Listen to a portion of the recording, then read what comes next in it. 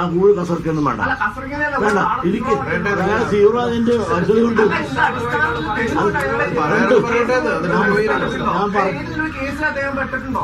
വേണ്ട പറച്ചിലുണ്ട് ഞാൻ എനിക്ക് പറയാനുള്ളത് പറയൂ. താൻ വെറുതെ കളിക്കാതെ വെറുതെ വിരട്ടാതെ തന്നെ താൻ വിരട്ട് അയാളെ തീവ്രവാദിയാണെന്നുള്ള എനിക്ക് ചില ഇൻഫർമേഷൻ കിട്ടിയോ പറഞ്ഞു. അത് ആ അടിസ്ഥാനത്തിൽ അത് നിങ്ങളോട് പറയേണ്ട കാര്യം എനിക്കില്ല കേട്ടോ. ആരാണ് താൻ എനിക്ക് മനസ്സിലായി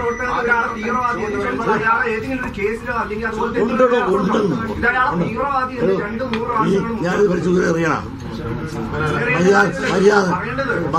മര്യാദ എടുത്തോണ്ട് വെച്ചോളാം.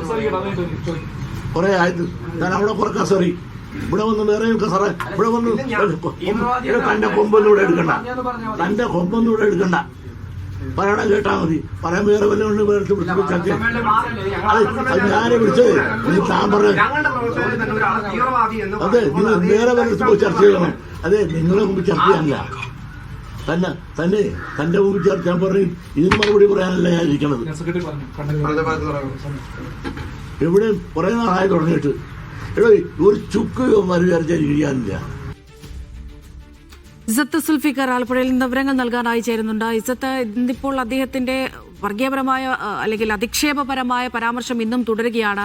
നമ്മളിൽ ഒരാളെ മാധ്യമപ്രവർത്തകനെ ഇപ്പോൾ ഇതാ തീവ്രവാദി എന്ന് വിളിച്ച് അധിക്ഷേപിച്ചിരിക്കുന്നു. അത് എന്തുകൊണ്ട് വിളിക്കുന്നു എന്നുള്ള ചോദ്യത്തിനും അദ്ദേഹം മറുപടി പറയുന്നില്ല.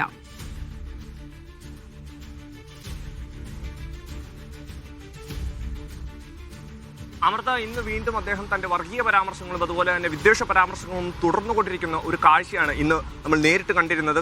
പ്രധാനമായിട്ടും ചോദ്യം ചോദിച്ച ഒരു മാധ്യമപ്രവർത്തകന്റെ പേര് മുസ്ലിം നാമധാരിയായതുകൊണ്ട് തന്നെ അദ്ദേഹത്തെ തീവ്രവാദി എന്ന് മുദ്രകുത്തുകയും മാത്രമല്ല അദ്ദേഹത്തിന്റെ സ്ഥലം ഈരാറ്റുപേട്ടയാണ്. അദ്ദേഹം MSF പ്രവർത്തകനാണ്. അതുകൊണ്ട് അദ്ദേഹം തീവ്രവാദി എന്ന് തരത്തിൽ മുദ്ര കുത്തുന്ന ഒരു പരാമർശമാണ് വെള്ളാപ്പള്ളി നടേശൻ ഇന്ന് പ്രയോഗിച്ചത്. അത് ചോദ്യം ചെയ്ത മാധ്യമപ്രവർത്തകരോട് ക്ഷുഭിതനാവുകയും എന്തിനു പറയുന്നു അവിടെ ഉണ്ടായിരുന്ന മൈക്ക് വെച്ച് എറിയാൻ വരെ അദ്ദേഹം ശ്രമിച്ചു എന്ന കാഴ്ചയാണ് നമ്മൾ കണ്ടുകൊണ്ടിരുന്നത്. അദ്ദേഹം അതിൽ നിന്നും പിൻവലിക്കുകയൊന്നുമില്ല. ടെലിഫോൺ ലൈനിൽ ചേരുന്നുണ്ട് ശ്രീ PK നവാസ്. കേട്ടിട്ടുണ്ടാകുമല്ലോ അല്ലേ? ഇപ്പോൾ വെള്ളാപ്പള്ളി അല്പസമയം മുമ്പ് മാധ്യമങ്ങളെ കണ്ടിട്ടുണ്ടായിരുന്നു. വലിയ തരത്തിലുള്ള അധിക്ഷേപപരമായിട്ടുള്ള ഒരു പ്രതികരണം തന്നെയാണ് ഇന്നും അദ്ദേഹത്തിന്റെ ഭാഗത്ത് നിന്ന് വന്നിരിക്കുന്നത്. ഒരു മാധ്യമപ്രവർത്തകനെതിരെയൊക്കെ തീവ്രവാദി എന്നൊക്കെ വിളിച്ച് അധിക്ഷേപിക്കുന്നുണ്ട്. എന്തുകൊണ്ടാണ്? അദ്ദേഹത്തിന്റെ പേര് കൊണ്ടാണോ ഇങ്ങനെ ഒരു അധിക്ഷേപം എന്ന് മാധ്യമപ്രവർത്തകർ ചോദിക്കുമ്പോഴും ഉത്തരമില്ലാതെ അല്ലെങ്കിൽ കൃത്യമായ ഒരു മറുപടി പറയാതെ അങ്ങനെ തന്നെ തുടരുകയാണ് അദ്ദേഹം. അല്ല, തീർച്ചയായും ഞാനിപ്പോ അത് കേട്ടു. അത്ഭുതത്തോടു കൂടിയാണ് കേൾക്കുന്നത്. കേരളത്തിൽ ആരുടെ ശബ്ദമായിട്ടാണ് വെള്ളാപ്പള്ളി മാറുന്നത് എന്ന് കഴിഞ്ഞ കുറച്ച് ദിവസങ്ങളായി അല്ലെങ്കിൽ കുറച്ച് മാസങ്ങളായി നമ്മൾ ചർച്ച ചെയ്തുകൊണ്ടിരിക്കുന്ന ഒരു കാര്യമാണ്.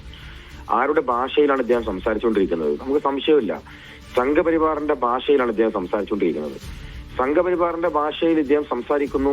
സംഘപരിവാറിന്റെ കണ്ടന്റുകൾ ഇദ്ദേഹം പറഞ്ഞുകൊണ്ടിരിക്കുന്നു എന്ന് കഴിഞ്ഞ കുറേ മാസങ്ങളായി നമ്മൾ പറഞ്ഞുകൊണ്ടിരിക്കുമ്പോഴും ഇദ്ദേഹത്തെ സരസ്വതി വിളയുന്ന നാവായി നിരന്തരമായി ഇദ്ദേഹത്തെ അഭിനന്ദിച്ചുകൊണ്ടിരിക്കുന്നത് കേരളത്തിന്റെ മുഖ്യമന്ത്രി ശ്രീ പിണറായി വിജയനും കേരളത്തിനെ ഭരിക്കുന്ന ഭരണകൂടവുമാണ്. ഞങ്ങൾ പറയുന്നത് ഇനിയും ഇദ്ദേഹത്തിന് ഇങ്ങനെ കേരളത്തിന്റെ മതേതര സമൂഹത്തിനിടയിൽ വിള്ളൽ വീഴ്ത്തുന്ന വർത്തമാനങ്ങൾ പറയാൻ അവസരം കൊടുക്കുന്നത് അത്യന്തം അപകടകരമാണ്. ഇദ്ദേഹത്തിന്റെ നിയമ നടപടി സ്വീകരിക്കാൻ ഈ സർക്കാർ തയ്യാറാകണം എന്ന് പറയുകയാണ്. നമുക്കൊരു മാധ്യമ പ്രവർത്തകരോട് വിയോജിപ്പാകാം, അദ്ദേഹം പറയുന്ന ചോദ്യങ്ങളോട് നമുക്ക് വിയോജിപ്പുണ്ടാകാം. പക്ഷെ അതിനൊരു തീവ്രവാദിയായും അതിനൊരു വർഗീയവാദിയായും ചിത്രീകരിക്കാൻ, അദ്ദേഹത്തിന്റെ പേര് നോക്കാൻ, അദ്ദേഹം പ്രവർത്തിക്കുന്ന സംഘടന നോക്കാൻ, അദ്ദേഹം നിൽക്കുന്ന ദേശം നോക്കുക, ആ ദേശത്തിന്റെ പേര് അദ്ദേഹത്തെ തീവ്രവാദിയാക്കുക, അദ്ദേഹത്തിന്റെ പേരിന്റെ പേര് അദ്ദേഹത്തെ തീവ്രവാദിയാക്കുക, അദ്ദേഹം മുൻകാലങ്ങളിൽ പ്രവർത്തിച്ച സംഘടനയുടെ പേര് അദ്ദേഹം തീവ്രവാദിയാക്കുക എന്നൊക്കെ പറയുന്നത് നമുക്ക് എല്ലാവർക്കും അറിയാം. കേരളത്തിൽ നമ്മൾ സ്ഥിരമായി ഇന്ത്യയിൽ നമ്മൾ സ്ഥിരമായി കേൾക്കുന്നത് സംഘപരിവാർ നാവുകളാണ് അങ്ങനെ സംസാരിച്ചുകൊണ്ടിരിക്കാറുള്ളത്. ആ സംഘപരിവാർ നാവുകളിലെ വിഷലിപ്തമായ സംസാരങ്ങളാണ് ഇത്തരത്തിൽ നമ്മൾ കേട്ടുകൊണ്ടിരിക്കുന്നത്. സമാനമായ രൂപത്തിലേക്ക് പൂർണ്ണമായി ഇന്നലെയും ഇന്നുമായി എന്താണ് വെള്ളാപ്പള്ളി നടേശൻ പറഞ്ഞുകൊണ്ടിരിക്കുന്നതെന്നും അദ്ദേഹം എന്ത് കപടതയാണ് കാണിച്ചുകൊണ്ടിരിക്കുന്നതെന്നും ജനം മറനീക്കി കണ്ടുകൊണ്ടിരിക്കുന്ന ഒരു ഘട്ടത്തിലാണ് നമ്മളുള്ളത്. ഇനിയെങ്കിലും കേരളത്തിന്റെ ഭരിച്ചുകൊണ്ടിരിക്കുന്ന സർക്കാർ അദ്ദേഹത്തിനെതിരെ ഒരു നിയമ നടപടി എടുക്കാൻ തയ്യാറാകണം എന്ന്. അതാണ് ശ്രീനിവാസ് അദ്ദേഹം പറഞ്ഞത്. ഞാൻ ഒരിക്കൽ കൂടി ആവർത്തിക്കാം. അദ്ദേഹം ഇങ്ങനെയാണ് പറഞ്ഞത്, ഈ ഒരു ക്രമത്തിലാണ് പറഞ്ഞത്. ഈ റിപ്പോർട്ടിന്റെ പേര് റഹീസ് എന്നാണ്. എനിക്ക് അദ്ദേഹത്തെ അറിയാവുന്നതാണ്. ഈരാറ്റുപേട്ടക്കാരനാണ്, MSF നേതാവാണ്, തീവ്രവാദിയാണ്, മുസ്ലിങ്ങളുടെ വക്താവാണ്. ഇങ്ങനെയാണ് അദ്ദേഹം പ്രതികരിച്ചിട്ടുണ്ടായിരുന്നത്. അതാ ഞാൻ പറയുന്നത്, ഒരു വ്യക്തിയുടെ പേര് നോക്കി എങ്ങനെയാണ് തീവ്രവാദിയാണെന്ന് ചിത്രീകരിക്കാൻ അല്ലെങ്കിൽ പറയാൻ ഇദ്ദേഹത്തിന് സാധ്യമാകുന്നത്? എങ്ങനെയാണ് സംഘടനയുടെ പേര് നോക്കി ഇദ്ദേഹം അങ്ങനെ പറയുക? എന്തിന്റെ അടിസ്ഥാനത്തിൽ, എന്ത് ഡാറ്റയുടെ ഇദ്ദേഹം ഒരു വസ്തുതയില്ലാതെയാണ് സംസാരിച്ചുകൊണ്ടിരിക്കുന്നത് എന്നുള്ളത് ആ ഒരൊറ്റ ചോദ്യം കഴിഞ്ഞ ദിവസം മാധ്യമപ്രവർത്തകൻ ചോദിച്ച ഒരൊറ്റ ചോദ്യത്തിന് മുമ്പിൽ കേരളം മൊത്തം കണ്ടതാണ്.